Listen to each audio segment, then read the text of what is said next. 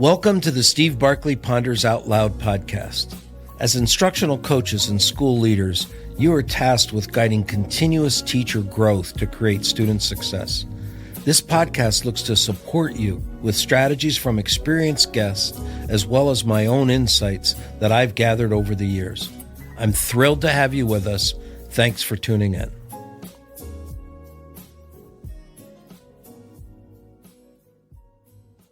Wondering and Wondering for All Learners. Our podcast guest today is Dr. Teresa Hill, the superintendent in South Holland, Illinois, since 2012. Dr. Hill started her career teaching a kindergarten class of 31 students in an urban school. She has served as an assistant principal, an assistant superintendent for curriculum and instruction, as well as her current role as superintendent. She is the author of the Instructional Leaders Guide to Closing Achievement Gaps, 5 Keys for Improving Student Outcomes. And her motto, all children can learn, period. In a post that Teresa wrote for ASCD titled Curiosity is a Superpower, she shared this statement: "It's time to treat curiosity as the power it is. We can build students' ability to use this learning power by giving them the tools, time, and encouragement to wield it effectively." I'm anxious to explore the underpinnings of that statement. Welcome, Teresa. Thank you very much for having me. I'm wondering if you'd start by sharing just a little bit about the South Holland Schools, and what's the focus that led to your book on closing the achievement gap? Sure. So our South Holland School District, we are a small school district in the south suburbs of Chicago. So we serve 4 different communities that come together in our schools, and we have children in pre-K through 8th grade. The big thing about our schools and our community, we have an amazing community that is extremely supportive. At the same time, where our community is and who we are as a community, most of our families are working families, working parents, or working grandparents that are raising their children. And so one of the big things about our school district is we know our students can do amazing things. We also know that our students need our schools to be places that provide great environments for them and that provide some of those extra advantages that some other families and other communities are able to provide outside of school. And so that has been a big part of what we have done within our school district, is making sure that we build into what we do the experiences and exposure to help our students really be able to see what's possible for them in their future, and making sure that we do that without students being limited in those things because of costs or because of the time that their parents have, because their parents are working full time and sometimes more than one job. So you described curiosity as a superpower. Take us a little further with that. Yeah, so I think the big thing that we should remember about curiosity is that what I believe it does is it enhances many of our other cognitive and academic powers, right? So the first thing curiosity does is it really enhances our powers of observation. If you think about it, when you're curious about something or you're interested in something, you start to notice everything that relates to that topic. You start to explore and ask questions. So having that ability to be curious about something in particular gives us that extra power of focusing our observations on things. It also helps enhance our ability to remember. Also, if you think about it, there are areas of study that you've participated in, things you've read that kind of went into one ear and out the other. But when it's something that you're curious about, that you're interested in, you remember the details. You remember all of the big questions and the concepts. And so it enhances our ability, our brain's ability to focus our memory on particular things. But the other thing, and I think this is really important, especially nowadays when we have all kind of gotten into this situation where we're working with computers and technology and social media, and we've gotten to a place where pretty much we focus our time and energy and thought on things for about 60 seconds or less. And the other thing that curiosity does is it gives us extra stamina to think about and learn about a particular idea or topic. So whereas normally we would, get bored after 60 seconds with something and go ahead and swipe to the next thing, when we're curious about something, it makes us want to spend more time and more mental energy on thinking about it. And I think those things put together make it so that when we're curious about something, all of those other natural things that we're able to do are enhanced, and they come together to make it so that we can learn faster, we can learn better, and we have more motivation to keep going. You just triggered two very recent current events for me as you went through that. My almost 4-year-old grandson is visiting right now today, and the curiosity that starts with all the why questions, and you're hitting the point where it's about to drive you crazy when you suddenly realize how focused his attention is on that piece that he's asking about and staying with it. And so as I was listening to you and I was thinking how many times I've lived through that just in the last couple of days with them, it then triggered that I'm actually the same way, that my wife is going to hear about something that I read because when I read it, it sparked my curiosity. And that's the reason I'm holding on to it. And it's going to be a day, it may even be 2 days later when I got to bring this back up to you compared to all the different things I would just read through the paper or catch online that I would drop. So Right. So those are two very different age spectrums there between my grandson on one end and me on the other end. Right. Well, yeah, absolutely. I mean, yeah. And when we think of curiosity, often we're thinking of, little kids, the 4-year-old, the 6-year-old asking, So why do natural. we do that? Well, how come? And I want to know, and all of those types of things. But really, that's something we have with us from birth, and we carry it with us throughout our lives.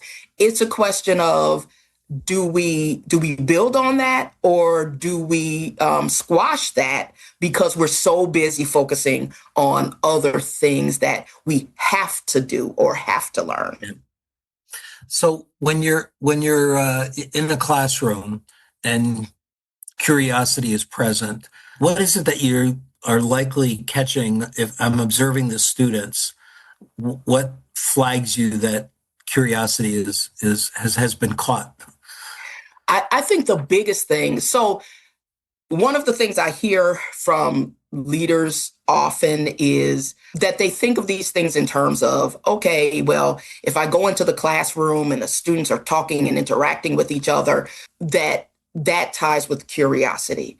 And I would say that, yes, sometimes, but sometimes they are talking and interacting about, those things that we've said specifically, we need you to learn this or talk about this or question this.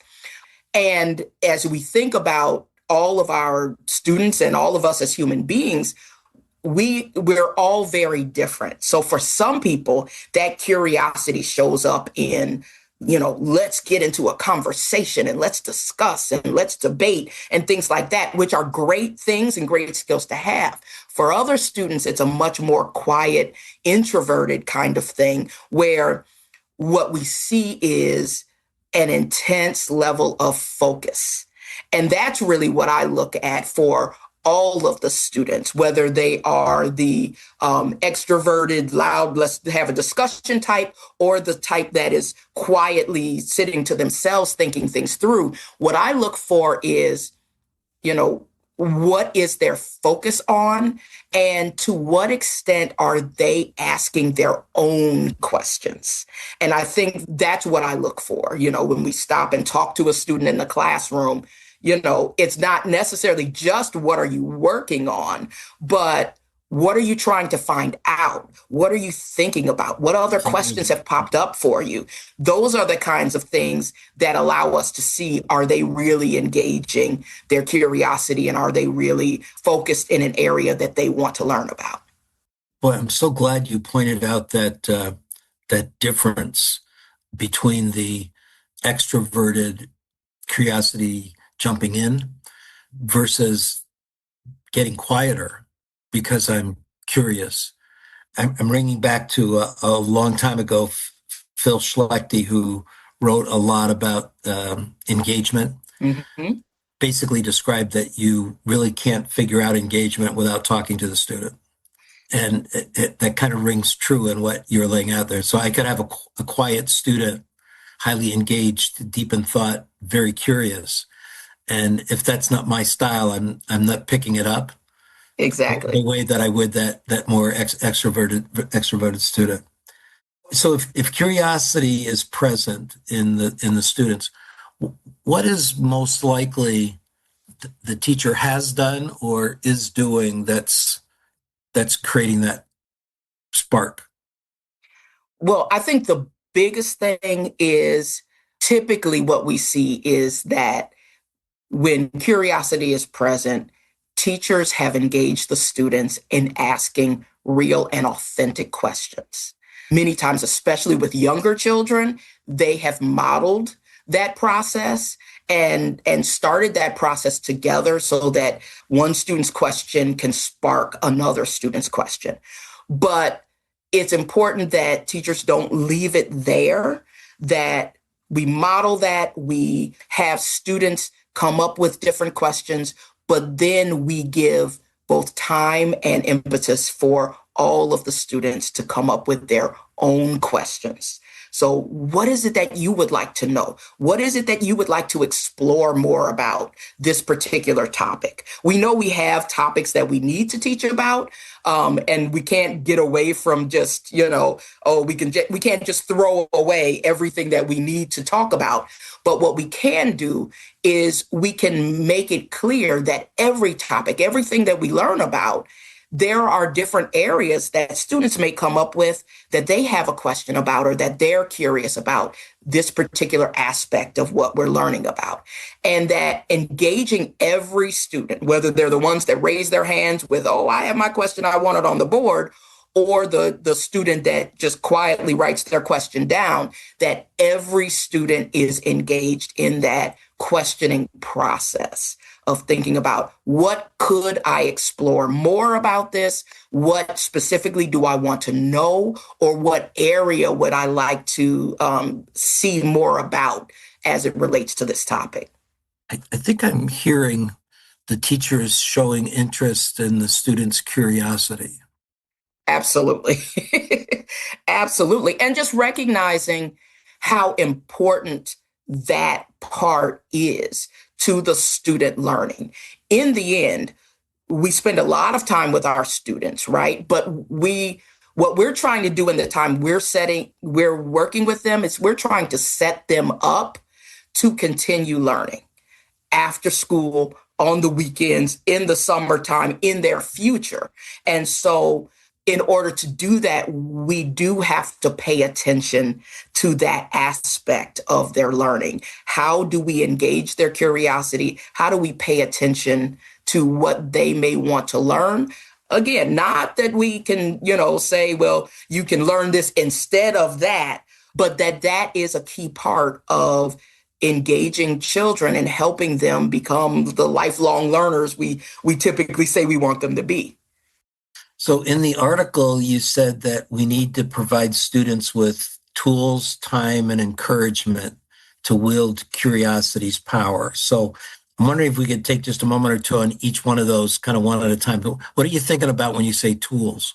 So tools has two sides, right? So first, of course, there's the tools like It's good to have a library. It's good to have access to, the internet and to AI if you're using that, depending on the age of your students. It's good to have the tools where when I ask a question, I have a Yeah. way to gather the information.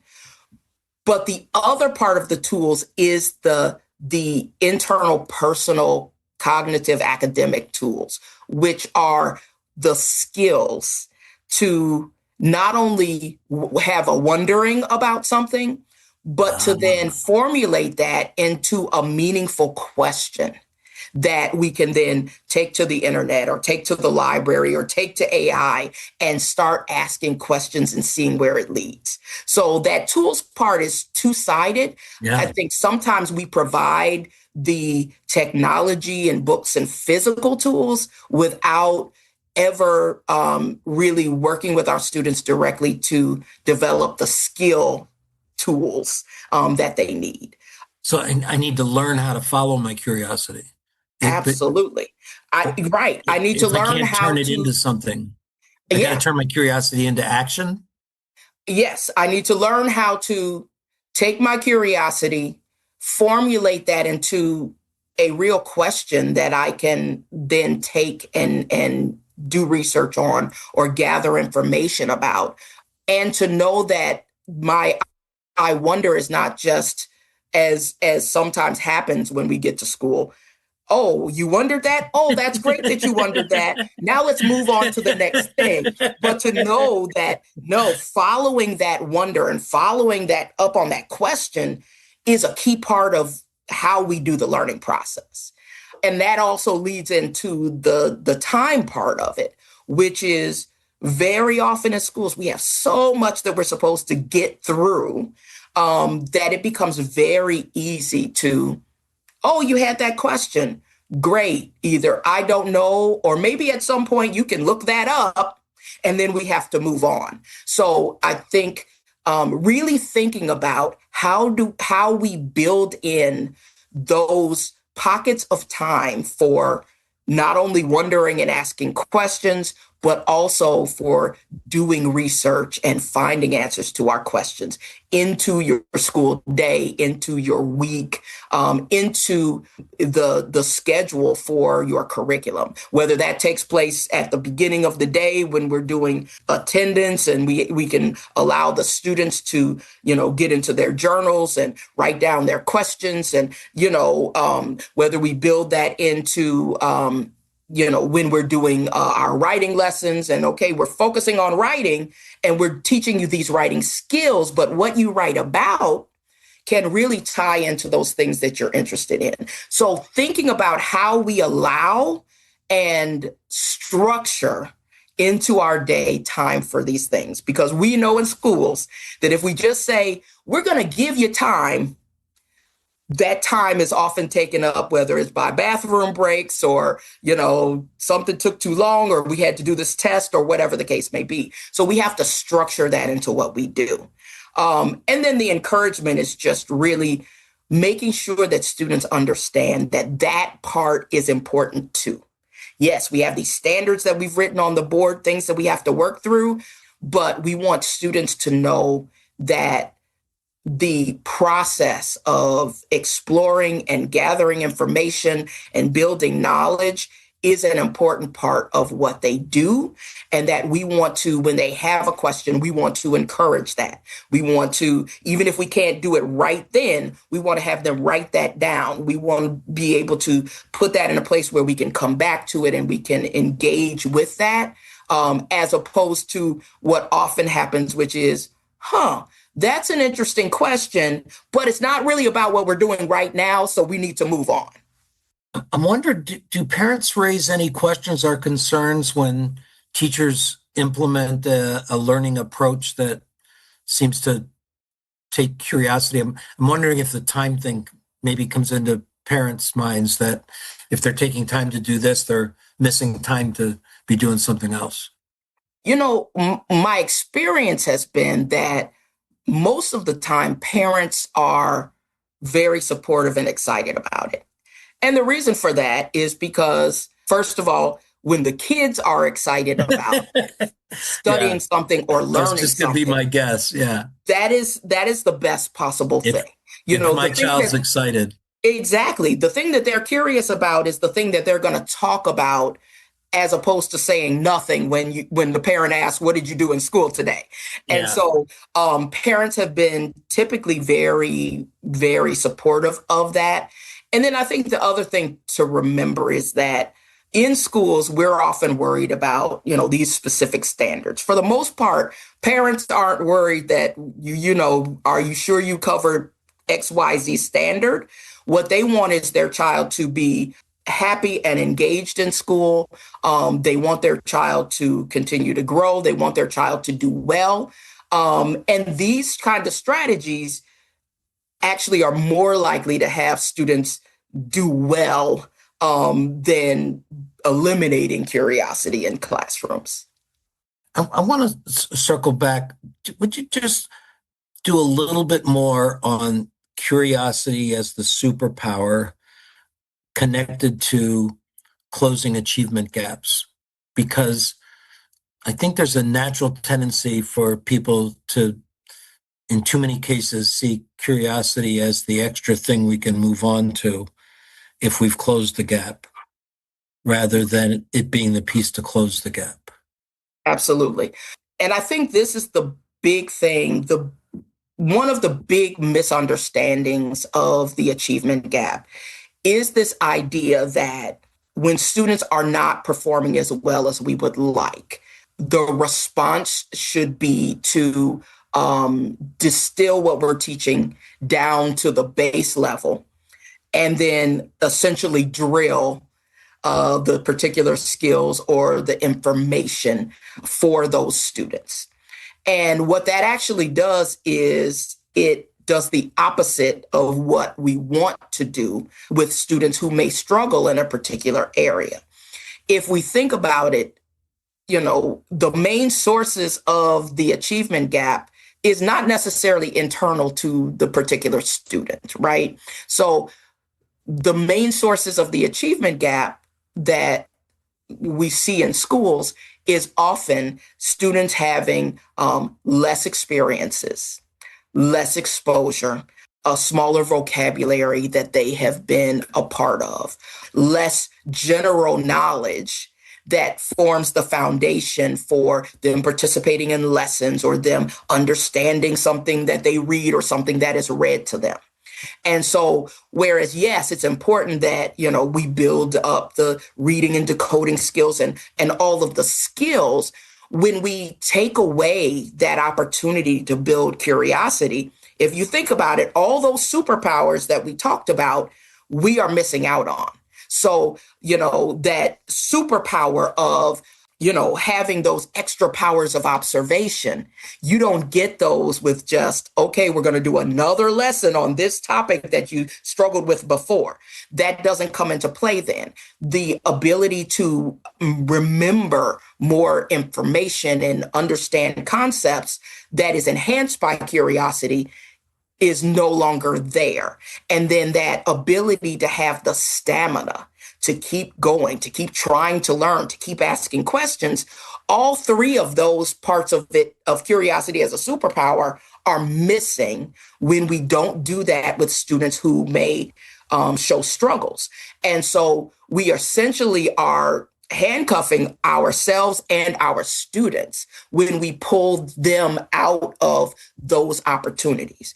And so it's critically important, more so for them than anybody else, that we really engage them in that, because what they often have is some catching up to do in those experiences, in the wonderings and following through on questions and putting in that extra effort to find out about what I'm interested in. And very often, by the time we know that they may be struggling in areas in school, they have missed out on that from the time they were in kindergarten. And so there's a lot of catching up to do by the time they're in fourth or fifth grade and we're concerned about them, and the achievement gap. So I believe that it's critically important that as a part of addressing the achievement gap, we make sure that that group of students have extra and structured and clear access to that kind of teaching and curiosity and development of their knowledge. And that we make sure that we don't just say access by, oh, yeah, we gave them access. We told them that they could go to the library, with their parents on the Opportunity. weekend, but that we provide authentic access, which means that while they are with us, we really start teaching them those skills and engaging them in that process.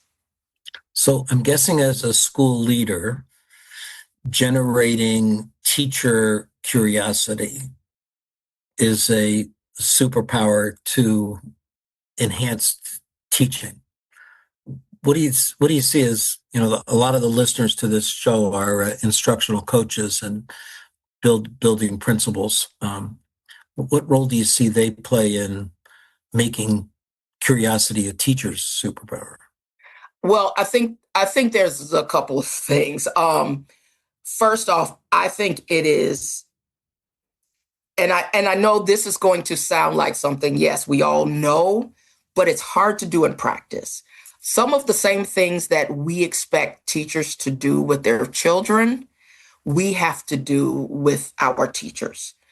Number one, we have to get to know them and what their particular skills and areas of expertise are. We have, basic skills that we expect of all teachers, but we're all human beings. So we all have different styles. We all have different areas where I love this particular subject or this particular area. We need to get to know that so that we can build on those for our teachers, just as we want our teachers to build on those for our students.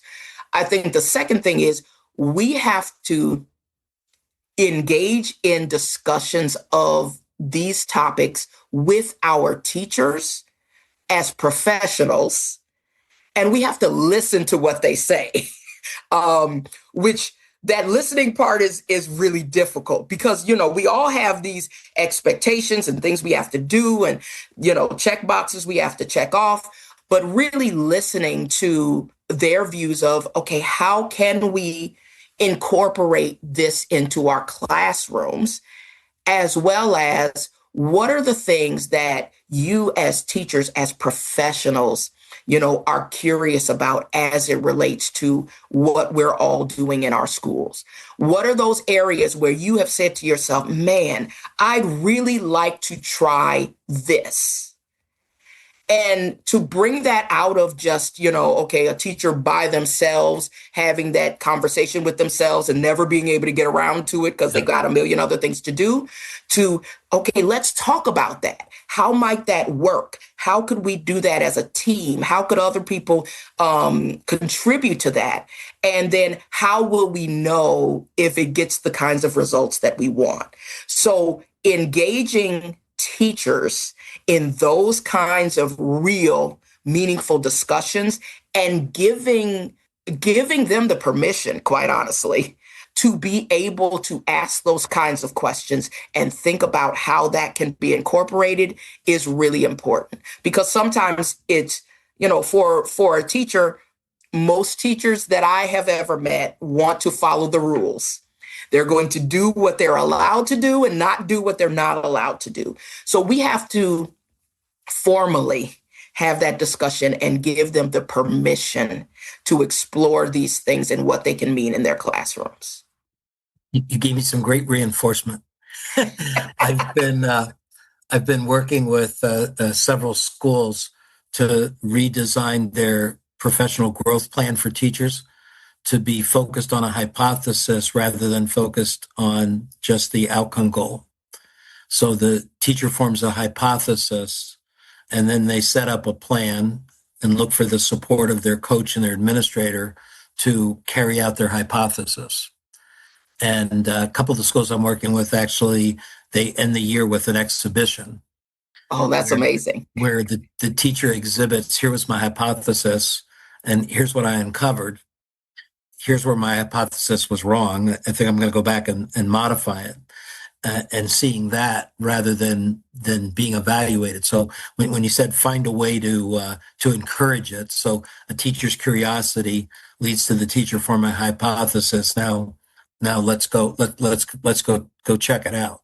Mhm. Yeah, and what I love about that is it brings, we know that teachers have to make hundreds and hundreds of decisions every day. And there's so many things that they're doing alone and so many things that they're thinking about alone.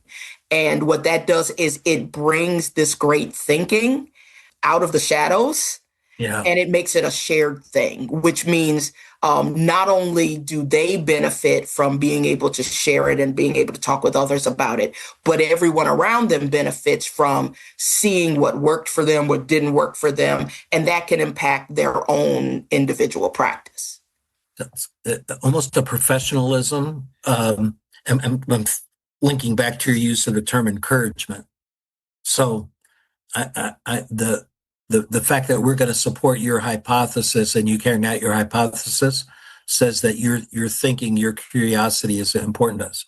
So it comes back to your issue of you got to model for the teachers what we're looking for the teachers to do with the students. Exactly. Well, I was looking forward to this conversation, and you've certainly lived up to every expectation that I had here. I'm just wondering, before we close out, is there anything about curiosity and the issue, the achievement gap here that we didn't put forth that you want to share as a part of a closing?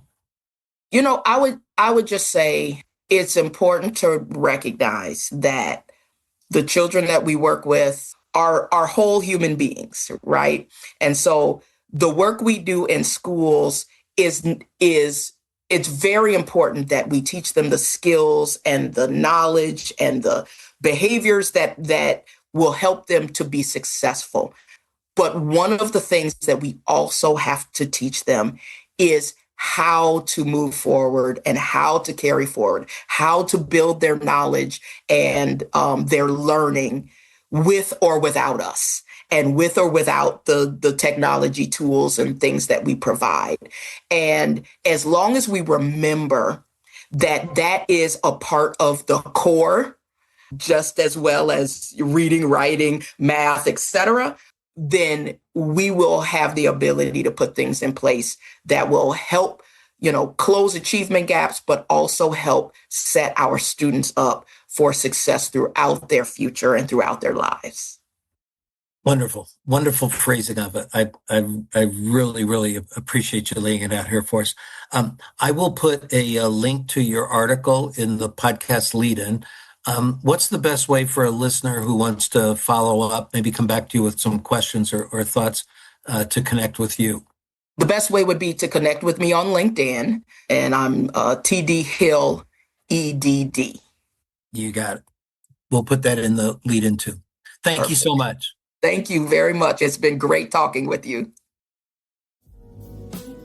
Thanks for listening, folks. I'd love to hear what you're pondering. You can find me on Twitter or LinkedIn at Steve Barkley, or send me your questions and find my videos and blogs at barkleypd.com.